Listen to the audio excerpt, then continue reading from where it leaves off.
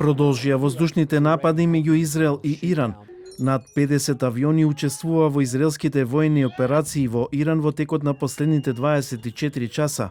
Израелските воздухопловни сили извршија напади врз иранските места за лансирање балистички ракети, додека сирените за воздушен напад повторно се огласија низ централен и северен Израел, како предупредување за ирански ракетен напад.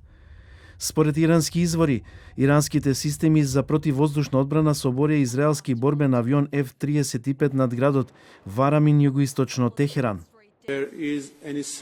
Нема да покажеме никакво двоумење во одбраната на нашиот народ, безбедност и територија. Ќе одговориме сериозно и силно, без двоумење.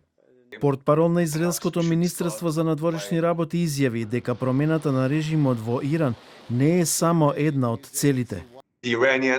Промената на режимот во Иран не е една од целите на Израел во нејзината операција против Иран, но никогаш не може да се знае какви би биле резултатите од конфликтот. Американскиот председател Доналд Трамп разговарал со израелскиот премиер Бенјамин Нетањаху и го повторил својот став дека Соединетите Американски држави треба да се приклучат на војната против Иран.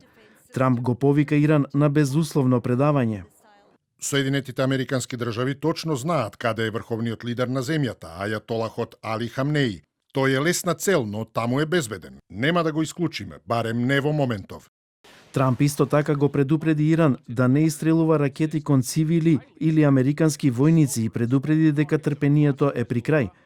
Телефонскиот разговор меѓу Трамп и Нетањаху ги подгрева шпекулациите за евентуално вмешување на САД во конфликтот меѓу Израел и Иран. Нетањаху претходно изјави дека со Трамп разговара речиси секој ден од 13 јуни кога Израел го нападна Иран. Во меѓувреме, Соединетите Американски држави распоредуваат дополнителни воени авиони на Блискиот Исток.